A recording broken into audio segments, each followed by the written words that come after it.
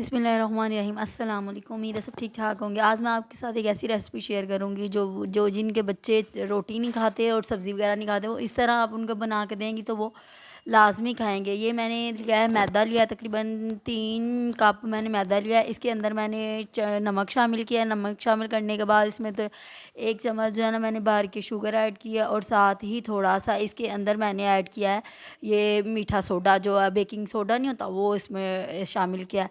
और इसके साथ ही मैं थोड़ा सा इसमें ऑयल डाल दूँगी। ठीक है, ऑयल डालने के बाद हम इसको ना इसको गूँध लेंगे अच्छी तरह। अब इसको इन सारी चीज़ों को ना हमने मिक्स करना। और सॉरी, ये एक चीज़ बताना भूल गई, इसके अंदर ना थोड़ा सा मैंने दही भी ऐड किया था, जिससे पराठे जो थे ना वो बहुत सॉफ्ट बने थे। ठीक है, अब इन सारी चीज़ों को अच्छे तरीके से मिक्स करने के बाद पानी के साथ इसको गूँधना है। आप चाहे इसको इसमें दूध भी डाल सकते हैं, ठीक है, उसके साथ भी गूँध सकते हैं। ये इसको हमने ना गूँदना है और अच्छे से डो बनानी है। जिस तरह आटा नहीं गूँदते सेम वैसे ही बनानी है। ठीक है, ये जी हमारा आटा जो है ना तकरीबन इसको 10-15 मिनट के लिए मैंने गूँधा था, फिर इसको मैंने कवर करके रख दिया। ये जी गूँध दिया आटा।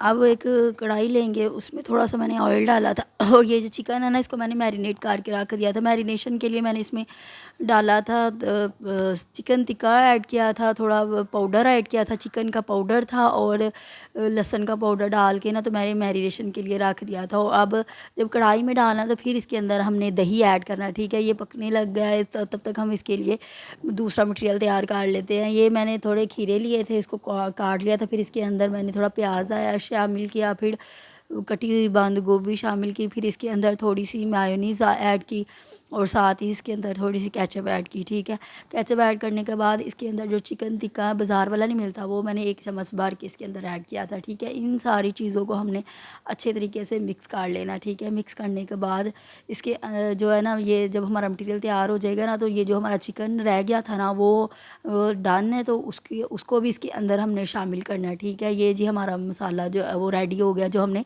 पराठों के अंदर शामिल करना है। ये जो रोटी सॉरी जो आटा जो था ना वो हमारा तैयार हो गया था, तो इसके हमने पेड़े बना लिए थे। तकरीबन मेरे ना पेड़े बन गए थे 5। आप चाहे तो इसको पराठा भी बना सकते, मैंने सिंपल रोटी बनाई थी। ठीक है, तो ये जो है ना इनको हमने बेल लेना, जिस तरह हमने रोटी बनाते हैं ना सेम वैसे ही जो है ना ये बेल के तो इसकी आपने रोटी बना लेनी है। ठीक है, बच्चों के लिए।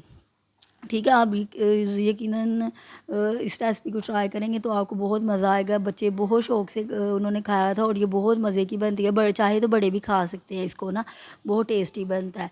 ठीक है, तो आप ज़रूर ट्राई कीजिएगा और मुझे ज़रूर बताइएगा कि आपको ये मेरी रेसिपी कैसी लगी। ठीक है, ये मैंने रोटी जो थी ना तवे के ऊपर डाल ली है, तो ये इसको मैंने मतलब तैयार कर लिया है। ये पराठा बन गया हमारा। इसी तरह हमने सारी रोटियां जो थी ना वो पका ली थी, और मैंने नीचे बटर पेपर बिछा के उसके ऊपर सारी रोटियां डाल के तो जो मटेरियल था ना वो इसके अंदर डाल लिया था। ठीक है, ये अब सारे इनके रोल बना लेंगे। ठीक है, ये सारे रोल बना के तो इनको ना हमने रख दिया था। जब ये सारे रोल तैयार हो गए थे तो इनको मैंने काट काट के दो दरमियान में काट लगा दिए थे, क्योंकि छोटे बच्चे थे उनको खाने में प्रॉब्लम होती है बड़ा रोल, तो इसके लिए मैंने 2 पीस काट लिए थे।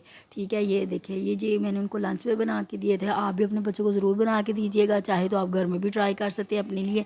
तो यकीनन उम्मीद करती हूँ कि आपको मेरी रेसिपी अच्छी लगी होगी, और मैं ज़रूर बताइएगा और सब्सक्राइब कर दें मेरे चैनल।